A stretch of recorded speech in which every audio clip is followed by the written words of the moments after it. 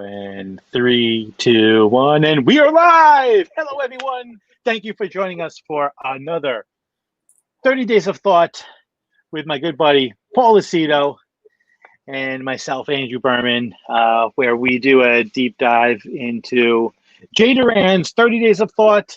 It's a book that's designed to get you, the reader, to read, write notes about about what you just read, and then record a video. It just kind of actually helps you become comfortable with being uncomfortable. That's why Paul and I started doing this. Today we're going to be covering life lessons. Paul's going to kick it off, but I'm going to quickly just read the abstract, which I don't feel like the abstract really says what the section's about, but I'll read it anyway. The opposite of what we know is also true. Life lesson. Am I up? Yep. Kick it off. That's it. It's a short, and I don't even think it really says what exactly it is, but actually, you know something? I want to. You go. I will say this actually in my section is something I want to actually quote actually the lion story. So you go. Kick it off. So no, actually, well, first of all, good afternoon to you, Andrew. I know it's afternoon. It's morning for me. I'm here at Paramount Residential Mortgage Group where we're doing our little live broadcast from. And it's always good to see you. You look very dapper, I might add, with your attire. Relax today. Get stuff around the house. Paramount shirt. I'm just trying to be chill as this. It's a new shirt. I've never seen that on our PMG store. So I have two of these. I really like them. They look good, like with a blazer. And I got my other PMG shirt, which is more of the cursive, almost. It almost has a sports kind of theme, vintage theme. So look, let's just get into this. So this one is kind of interesting, and I think it's going to provide some good dialogue. Essentially, what Jay is saying here, the opposite of what we know is also true. So this is speaking to people looking at life through different lenses, that we all are kind of like the author of our own story. We are the director of our own movie. And in theory, everybody else in our lives, based on this particular reading, is kind of like a background character in our movie, so to speak, or in our story. And part of that is we're viewing life through our lens. You have to have respect that other people are viewing their lives through their lens. And they have their truths as we have our truths. And one of the things that this whole particular subject is speaking to is really being in discord with one another. Almost to the point of when we're like on social media, we'll use that as an example, a case in point, where there are what some people classify as the haters. And sometimes when you look at somebody as a hater, and a hater could literally be somebody that's, a vehement hater, just a internet troll that's just going out there and saying some really, really vehement things, some vile things that are in discord with something that you might think or say. Then there's also just people that generally are of a different opinion. And we have to have some general respect for that. And what we need to do, rather than fuel the fire and promote the cancer growth, what you want to do is you want to neutralize it, and you need to embrace it. And you need to understand where the other person is coming from. That's what promotes good debate, for example. I mean, when you look up the word discourse, one of the underpinnings of discourse is it speaks to debate.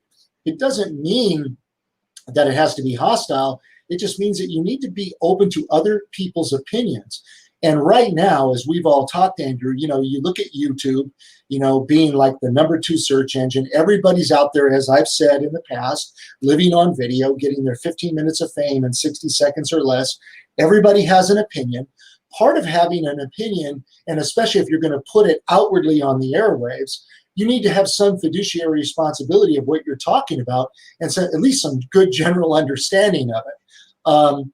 And that works on both sides of the fence here. So when somebody's in discord with you, which I could appreciate, hopefully they have some backup behind that. They have information that could back that, or maybe it's just an interesting point of view, because at the end of the day, not everything is going to be conciliatory. We're not always going to be in complete agreement. And that's what makes the world interesting. That's what makes conversation interesting.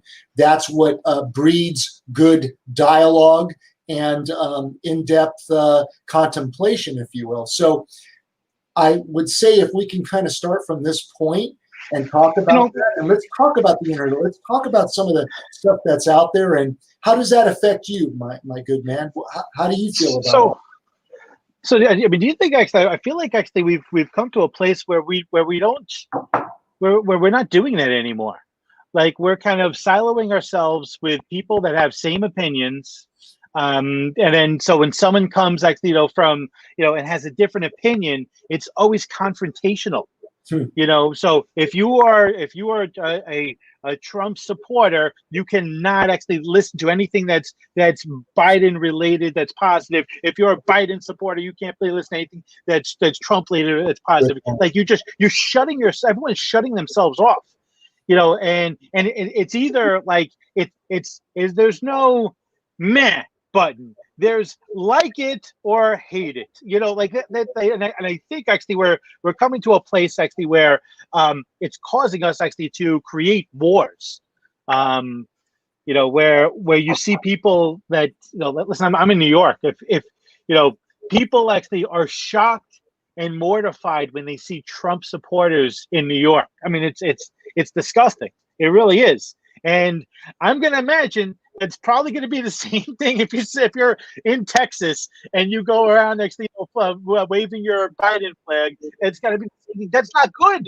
That's not good. If you used to be, you had respect for other people's opinions. You'd have respect, for other people's thoughts. Because listen, we're raised to believe a certain way. Listen, I mean, religion actually, for the most part, we all respect each other's religion, and we know, like we can't all be right. Like someone's wrong. I don't know if being Jewish, am I wrong? Do I have some of it right? Do the Christians have it right? Who knows? Listen, look, was never as good as the original, but all right. So look, we'll go back and forth with this a little bit. You bring up some really good points, and interestingly enough, you picked on the obvious hot topics right now, and that's fine. Politics is a good way to start it. I don't want to get into the politics thing because it's so polarized right now, and to speak to your point, I feel like where you might be going here is we're living in, we're breeding, literally, we are doing it. It is people that contribute to this. Kind of what's been classified as a cancel culture, a cancel culture. Yeah. I don't know why I couldn't get those words out. It's even hard for me to say that. The reality of it is that that's kind of a shame, because good universities, philosophy, reading, all these things are designed to expand your mind and open your mind up to many different possibilities and to have a good understanding across all channels and all different types of thoughts, whether religious or otherwise. A good example of that, and I'll use this forum to talk about a little bit, is science and religion, or science and spirituality. And spirituality is a very broad term. It means different things to different people. Science measures everything in the physical world, and we know that based on the laws of physics. And religion and God, for example, just using this loosely, is outside of that sphere. It's outside of the laws of nature. It's outside of the laws of physics. It's something outside of that. And you cannot use science to prove or disprove it, just like you can't use religion to prove or disprove religion as well. They're different from one another.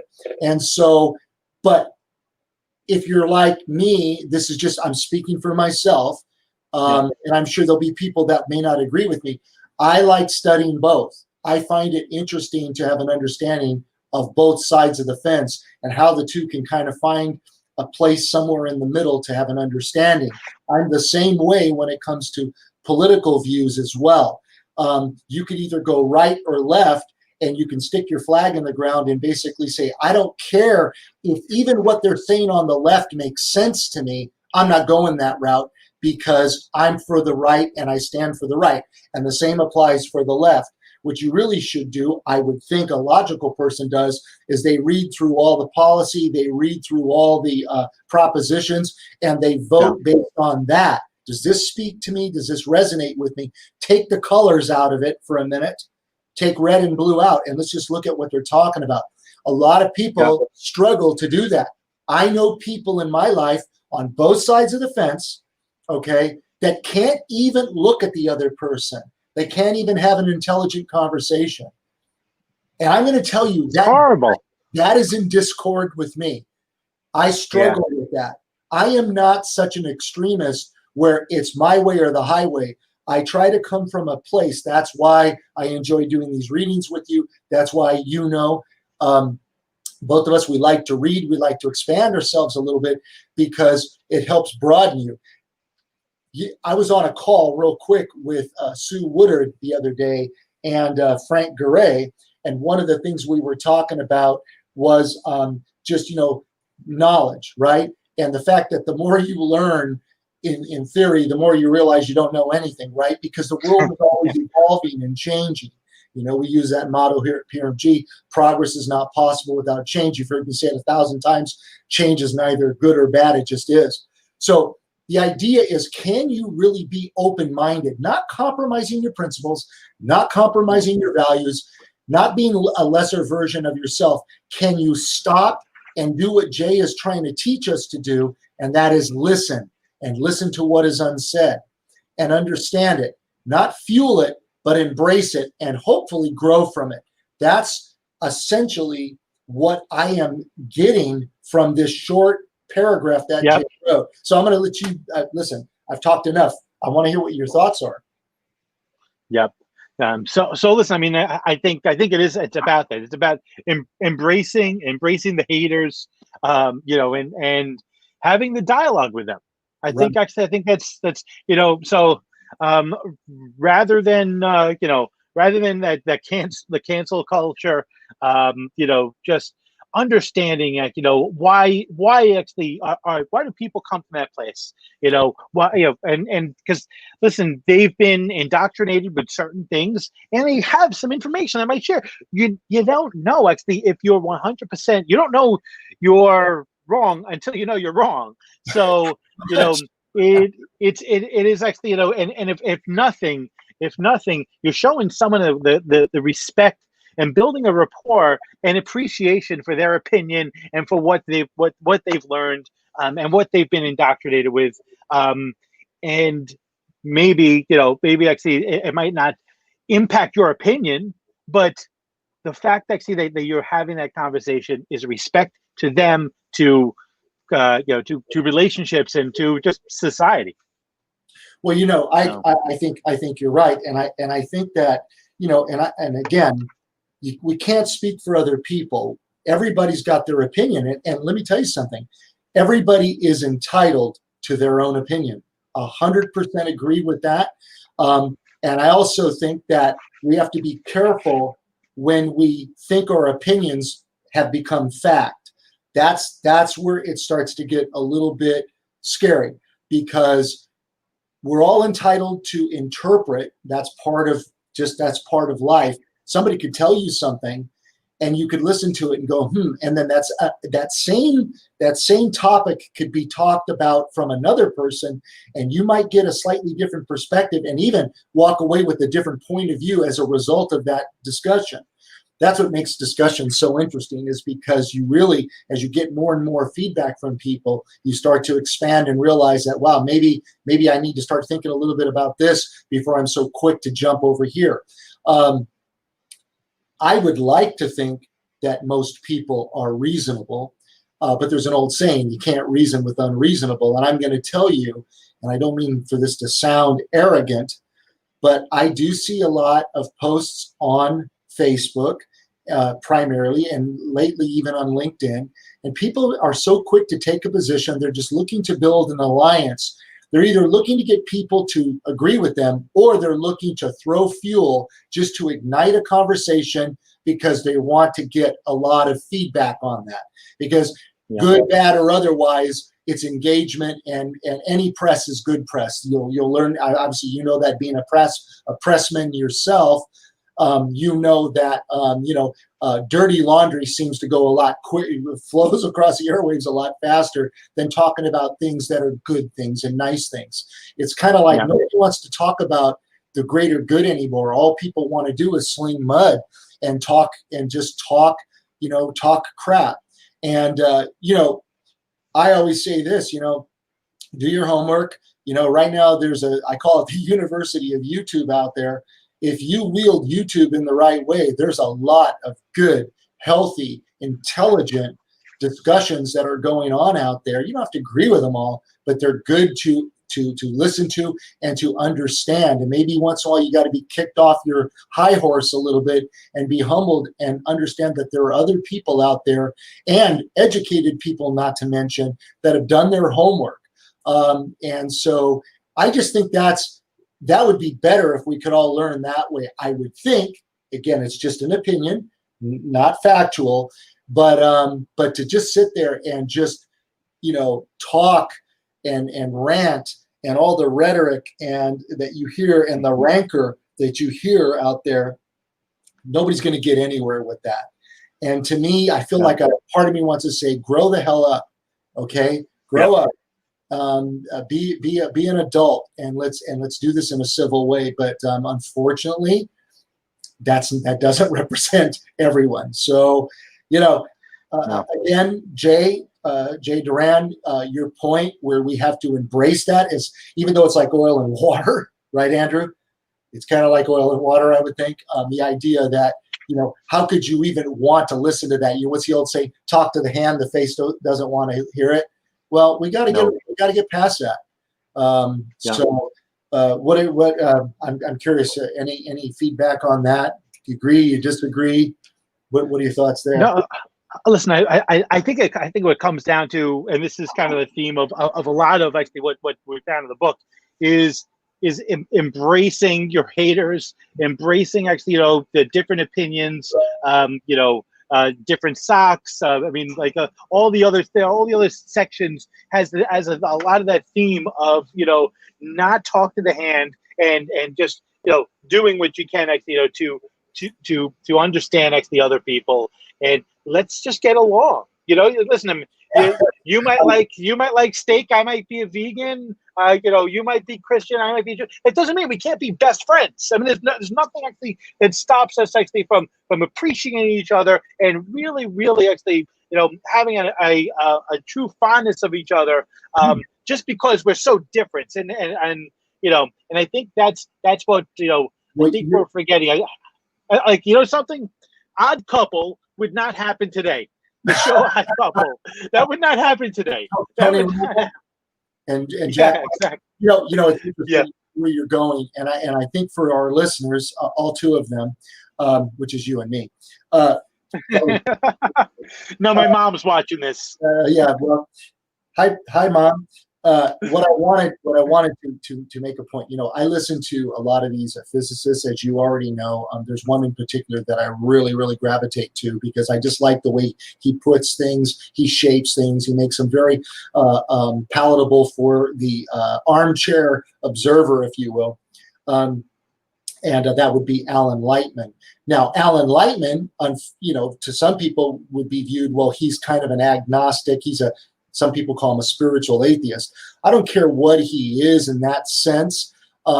He really looks at all of it. Okay, he looks at the whole big picture, and he's really bright. And we're talking about an MIT professor. But one of the things I love about Alan Lightman, and I'm using him in this particular discussion, is he embraces humanities, and I like that. For a scientist to actually reach across to humanities, and to claim to be a spiritual person. He's had some transcendent experiences, as he's called it, and he's about 71 now, I think he is. That reminds me of Jay. Jay really is speaking to the humanities. 30 Days of Thought is all about developing a culture. It's about digging deep within yourself. This is not a religious book or anything like that by any stretch. This is a an amalgam of thoughts over a period of time and a broad interest. We're talking about a young philosophical individual who has really dug deep through his own pain that he's been through, and he's put some great writings together, which his editor, Jenna, who, by the way, congratulations to the two of them. I believe they're going to tie the knot. So awesome. I'm so happy for them. Very happy for both of them. It's a cultural merger. I love it. It's a power couple. They're already a power couple. But the way they wrote this, the way they edited it, it really makes it easy to understand. And what's great is it applies across anything in your life. That's why Andrew and I read this book, and we've been powering through it. We've done about, I want to say 36 episodes, maybe 37 episodes, somewhere therein. And so I think that's the tone of what we're saying. What Andrew and I are doing is what I would like to think that a lot of people can do. Now, we, Andrew, tend to be more agreeable. I think what would make for more interesting conversation for a lot of people is if you and I were, going at each other's throats like we were on Crossfire back in the day with William Buckley and a few others, when you had creationists going against Darwinian, okay? And they're going at it like this. And I remember the moderator at the very end, he just looked at everybody, had his little round glasses, he took them off, he says, well, I'm certainly glad that's been resolved. Because nothing got resolved. Okay? At the end of the day, you're going to have differences of opinion, but both sides merit, something. They both bring something to the table that makes you walk away and scratch your head and go, that's interesting. Maybe I need to go back and rethink this. So anyway, said a lot. That's kind of my perspective from reading this particular chapter. Great insights. Love it. Really. Listen, I one of the things that, you like, so I have actually an understanding of the chapter. One of the things actually by you going first, you helped me, kind of wade through some of my thoughts. And I love that. And so I'm part of it actually, of you going first is because first off, you actually are a great analyst of actually, of the content. Probably from that engineering background, or you're an engineering background because you're a great analyst of whatever it is. But it helps me. It really does. And I appreciate actually you always taking the lead on that. Do we know what we're going to do for the next our next read? I know we're saying we were going to go section by section. Next one we did Labels Limit already, right? We did. No, we did not do that. We didn't do that? No, we have not. Okay. So I'm gonna take my highlighter. I'm taking my highlighter right now, and I'm gonna line off life lessons, which is one of the first actual readings. I would like to say something to you, Andrew, and I think it's important for our listeners to understand. Andrew is always so kind to me, and I want you guys to understand. I am just a lay person here who's just an enthusiast when it comes to reading and certain things that I like to do. I'm just that way. I kind of contributed to possibly my OCD that I obsess over things and I kind of dig in. Andrew, I want you to know that from my perspective, I feel like we glean off each other. I learn a lot from you. A lot of times now, and once we post this, I'll probably on my way home tonight from Pure MG will listen to this, and I love to do that because I hear things sometimes that I miss. And, while I'm trying to actively listen, as we both are, we're kind of in the heat of it, right? And you bring a lot to the table, my good man. We just have different styles, that's all. But please do not in any way sell yourself short. I think I've seen a lot of growth. When I go to the earlier episodes and I start to watch and listen to these, I could see how both of us have moved forward a little bit. That's just part of growth, part of the evolution. Yep. I heard a rumor that Jay's writing another book. I'm very anxious to find out what that's all about. So anyway, so are we doing Labels Limit? Yeah. I love this. Like Labels Limit is something that like I've because I have that video. Like I recorded my own video of that, and I love that. Like that is. Fire, Okay. fire. So just I'll read the abstract. Yeah, do it. Just to kind of give everyone a tease for this is. But okay, our boundless energy may be funneled through ourself, and our self needs no label. It just is. Labels limit. Okay, very No. good. And another thing I'd like to do a quick plug or a quick reminder. Andrew and I have committed ourselves this weekend on Sunday. I'll be probably doing this from home, and Andrew as well. We are going to try to tackle the documentary Social Dilemma. I would encourage anybody listening to watch it. I'm going to rewatch it so I could make sure I'm on my game. But I've got some opinions about that. That was kind of eye-opening. I'm sure it's a bit sensationalized for just the pure to make it compelling. But it was very interesting, and I've got a lot to say about that one. So that one we're going to do at what time on Sunday? Hold on for a second. Give me a second. Let's see. We have it down for Sunday the 18th, and I have so 12:30 East Coast time. So I believe that's what's that? 9:30 your time. 9:30 Pacific Standard Time for those of you on the West Coast. Listen, this one's going to be good. It is really an interesting subject and very eye-opening. So if you haven't watched the documentary, Social Dilemma, it's relevant. It's relevant to what's going on right now. I've got a lot I want to talk about that. And it'll be interesting to see what your take is as well. So, but that should be pretty fun. So that'll be this weekend. All right, brother. Fantastic. That's all right. Later, Paul. I'm going to take us out here. Everyone, have a great weekend. And maybe we'll see you on Sunday.